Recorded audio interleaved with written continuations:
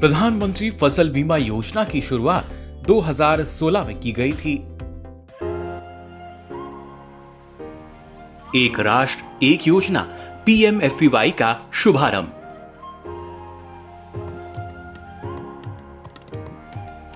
नामांकन के लिए आधार हुआ अनिवार्य और एनसीआईपी पोर्टल का शुभारंभ।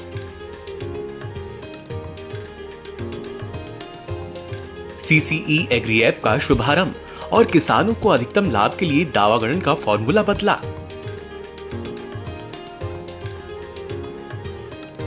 किसानों को 50,000 करोड़ रुपए के दावों का भुगतान। क्रॉप इंश्योरेंस ऐप का शुभारंभ।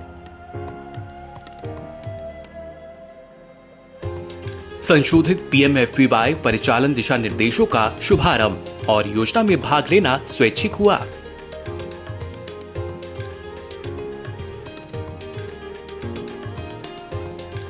संचालन के 5 वर्ष पूरा करने के साथ 29.16 करोड़ आवेदक किसान लाभान्वित और 2021 में किसानों को 1 लाख करोड़ रुपए से अधिक के बीमा दावों का भुगतान।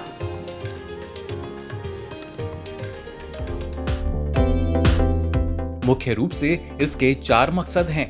पहला, अनचाहे घटनाक्रम की वजह से फसलों को होने वाले नुकसान या बर्बादी में किसानों की वित्तीय सहायता करना। दूसरा, किसानों की आय को मजबूत बनाना ताकि वो अपने कृषि कामों को जारी रख सकें। तीसरा, किसानों को खेती के नए और आधुनिक तरीकों की ओर प्रोत्साहित करना। और चौथा, कृषि कामों के लिए ऋण प्रवाह को सुनिश्चित करना। ज्यादा से ज्यादा किसान इसका लाभ ले सकें, इसके लिए प्रीमियम बहुत कम रखा गया। रबी फसलों के लिए 1.5%, खरीफ के लिए 2% और वार्षिक वाणिज्यिक फसलों के लिए 5%। बाकी रकम जमा करने की जिम्मेदारी सरकार की है। जिन फसलों का बीमा हो सकता है उनमें मोटा अनाज, दलहन, तिलहन और वार्षिक बागवानी फसलें शामिल हैं। शुरुआत में खड़ी फसलों में प्राकृतिक आपदा से होने वाले नुकसान को ही इसमें शामिल किया गया था, लेकिन बाद में बुआई पूर्व और कटाई उपरांत जोखिमों को भी इसमें जोड़ दिया गया। अगर आपने किसी फसल का बीमा कराया है और सूखा या बाढ़ की स्थिति में आकाशीय बिजली, चक्रवात या ओलावृष्टि होने पर या फिर आंधी तूफान की वजह से उस फसल में नुकसान हो गया, तो भरपाई के लिए आप बीमा कंपनी से भुगतान का दावा कर सकते हैं। जलभराव, भूस्खलन, आग लगना, समुद्री तूफान, भंवर या बवंडर से खराब हुई बीमित फसलों के लिए भी भुगतान का दावा किया जा सकता है। इतना ही नहीं, कीट और बीमारी से नष्ट होने पर भी किसान बीमा के हकदार होंगे। इसके अलावा प्रतिकूल मौसम या कम बारिश की वजह से अगर फसल नहीं बो पाए या बीजों में अंकुरण नहीं हो पाया, तब भी बीमा कंपनी को नुकसान की भरपाई करनी होगी। इसी तरह कटाई के बाद सुखाने के लिए खेत में रखी फसल अगर ओलावृष्टि, चक्रवात या बेमौसम बारिश से नष्ट हो गई है, तब भी भरपाई का दावा किया जा सकता है। इसमें 2 हफ्तों का समय दिया गया है, यानी कटाई के 2 हफ्तों के भीतर अगर फसल नष्ट हो जाती है तभी भरपाई हो पाएगी। लागू होने के बाद फसल बीमा योजना में कई बदलाव किए गए हैं।